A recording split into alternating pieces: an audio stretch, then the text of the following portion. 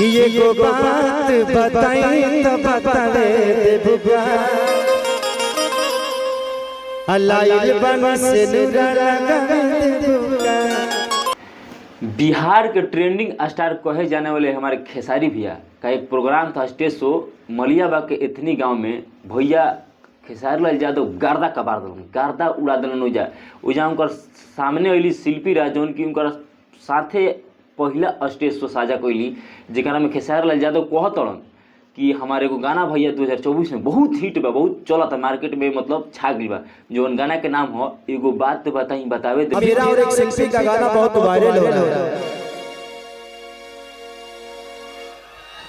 भाई। खेसारी लाल यादव के मेन मकसद रहे स्टेज शो ना, मेन मकसद रहे अखिलेश कश्यप के बहन के शादी में गई रहन। आ खेसारिये भैया ना गिरन, ओइजा भोजपुरी के आधा दर्जन से कलाकार पहुँचल रहन, जेकरा में अरविंद अकेला कल्लू गार्दा कबार दिलन। वो स्टेज एकदम घुमा दिलन, देखा दिलन पावर बक्सर जिला के।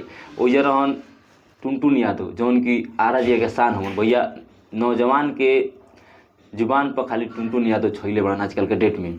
और कलाकार रहन अंकुश राजा के तो भाई जोड़ी पूरा ही दुनिया देखत कि का जोड़ी बा, का गाना गावेलन जब भैया लोग हिला दिले बड़ा जा। मेन मकसद रहे ओइजा अखिलेश बाबा के बहन के शादी रहे।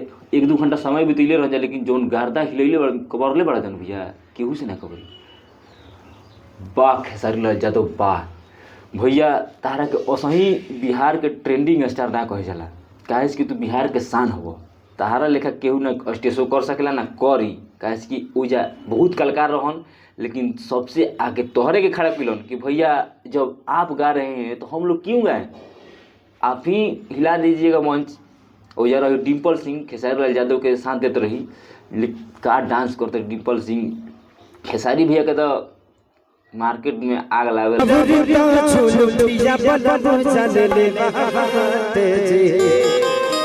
खेसारी लाल यादव कहते हैं कि हम डरते नहीं हैं, हम क्या बोलते हैं, हम सोच समझ के बोलते हैं। डरना है जिसको डरने दीजिए, हम क्यों डरे, हम अपन भाई सब खाती बानी।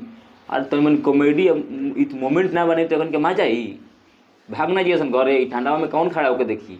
खेसारी लाल यादव के हर मूवमेंट हर एक अच्छा लगेला, आदमी पसंद करला नहीं करे के, काहे कि जमीनी स्तर के कलाकार बड़न जहाँ स्टेज शो खेसारी लाल यादव को रहेला भैया भीड़ एकदम कह मत भीड़ आग एकदम लगा दिलन। खेसारी लाल यादव जो गावेलन गाना एक से एक गाना गइले बड़न सुनी।